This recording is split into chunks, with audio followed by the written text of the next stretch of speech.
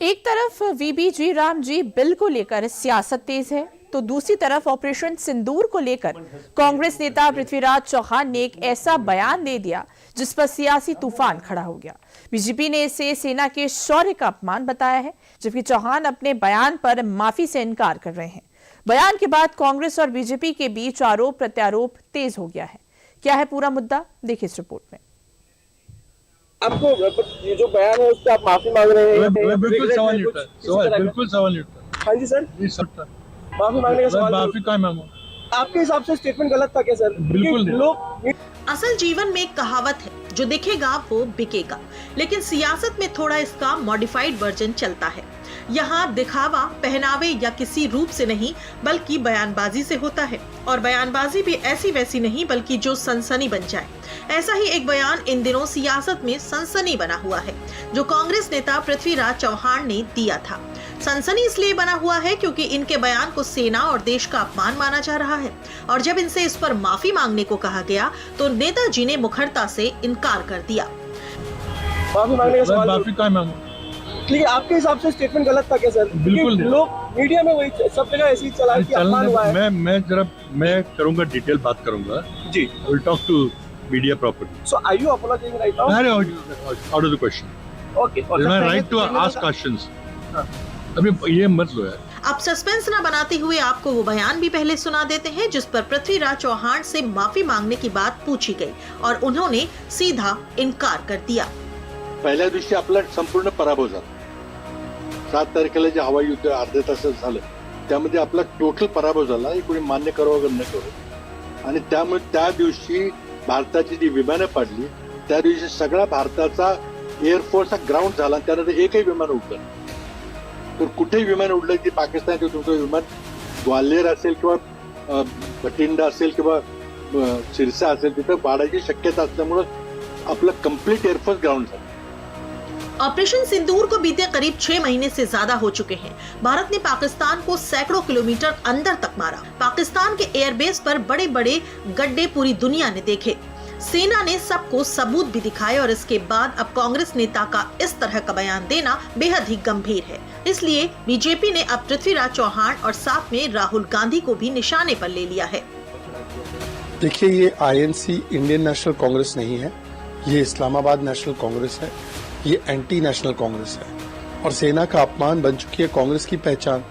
सड़क का गुंडा कहना, कारगिल विजय दिवस 5 वर्ष नहीं मनाना, surgical strike, Balakot air strike पर सवाल खड़े करना, और ऑपरेशन सिंदूर पर भी सवाल खड़े करना, और हमारी सेना के मनोबल को विजय दिवस के दिवस पर चोट पहुंचाना। और ये कोई पृथ्वीराज चौहान का स्टेटमेंट नहीं है, राहुल गांधी ने भी यही कहा है। राहुल गांधी ने कहा सेना की पिटाई हो गई, राहुल गांधी ने कहा ऑपरेशन सिंदूर सरेंडर था, राहुल गांधी ने कहा सेना की क्या आवश्यकता है। तो ये सारे स्टेटमेंट्स राहुल गांधी के, इसलिए राहुल गांधी या कांग्रेस पार्टी कोई कार्रवाई नहीं करती है पृथ्वीराज चौहान पर। सेना के शौर्य पर किसी को गाली देने का अधिकार नहीं है।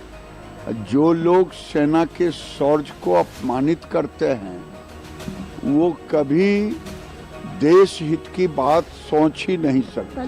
कांग्रेस की एक आदत सी बन गई है कि देश को अपमानित करना, सेना के शौर्य को अपमानित करना, ये देश कभी बर्दाश्त नहीं करेगा। पृथ्वीराज चौहान कोई आम नेता नहीं है। इनकी गिनती कांग्रेस के वरिष्ठ नेताओं में होती है, और तो और 2010 से लेकर 2014 तक महाराष्ट्र मुख्यमंत्री के पद पर भी रह चुके हैं। लिहाजा ऐसा नेता और इस तरह के बयान देने के पीछे का क्या मकसद है, ये अपने आप में ही कई गंभीर सवाल खड़े कर रहा है। जिस ऑपरेशन सिंदूर से भारत ने 100 से ज्यादा आतंकियों को मार गिराया, उसे हार बताकर पृथ्वीराज चौहान क्या हासिल करना चाहते हैं? जिन रणबांकुरों ने आसिम मुनीर की नींद उड़ा दी, उन पर ही पृथ्वीराज चौहान ने क्यों सवाल उठाए? क्या इस बयान से भारत की सैन्य सफलता पर ही सवालिया निशान लगाया जा रहा है? क्या पृथ्वीराज चौहान ने महज चर्चा में बने रहने के लिए ऐसा विवादित बयान दिया? भारत की सैन्य कार्रवाइयों और राष्ट्रीय सुरक्षा से जुड़े मुद्दों पर जब भी राजनीतिक बयानबाजी होती है तो उसका असर सिर्फ घरेलू राजनीति तक सीमित नहीं रहता, बल्कि अंतर्राष्ट्रीय स्तर पर इसका संदेश भी जाता है। ऑपरेशन सिंदूर को लेकर कांग्रेस नेता और पूर्व मुख्यमंत्री पृथ्वीराज चौहान की टिप्पणी ने ऐसा ही एक विवाद खड़ा कर दिया है। सवाल यह है कि जिस ऑपरेशन ने पाकिस्तान के हुक्मरानों खासकर सेना प्रमुख आसिम मुनीर को बेचैन कर दिया, उसे हार करार देने से आखिर क्या हासिल होगा? भारत ने उस दिन पहले दिन ही पाकिस्तान के आतंकवाद की कमर तोड़ दी थी। हाफिज सईद के ठिकानों को उड़ा दिया था, सैकड़ों आतंकी मार दिए थे और पाकिस्तान को इन्फॉर्म कर दिया था कि हमने तुम्हारे जो आतंकी हैं उनकी लाशें बिछा दी, उसे उठा लो। पार्टी का चेहरा और उनके नेता का कि आज जब पूरी देश की जनता खड़ी थी, देश के लोग खड़े थे सेना के साथ, और उस पर इस तरह का बयान दे करके मुझे लगता है कि निश्चित तौर से उन्होंने देश को शर्मसार किया है और भारत की सेना का अपमान किया है। उन्हें माफी मांगनी चाहिए, राहुल गांधी को माफी मांग। वैसे तो विपक्ष का काम सरकार से सवाल पूछना और जवाबदेही तय करना है, लेकिन राष्ट्रीय सुरक्षा जैसे संवेदनशील मुद्दों पर शब्दों का चयन बेहद सोच समझ कर किया जाना चाहिए। किसी भी सैन्य ऑपरेशन की सफलता को सिर्फ क्षेत्रीय लाभ या हताहतों की संख्या से नहीं आंका जाता। कई बार रणनीतिक संदेश, दुश्मन की मनोवैज्ञानिक स्थिति और भविष्य के खतरे को रोकना ही असली लक्ष्य होता है।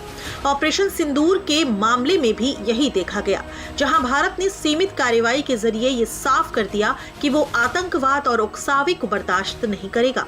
लिहाजा पृथ्वीराज चौहान का इस पर ऐसा बयान देना महज सियासी माना जा रहा है।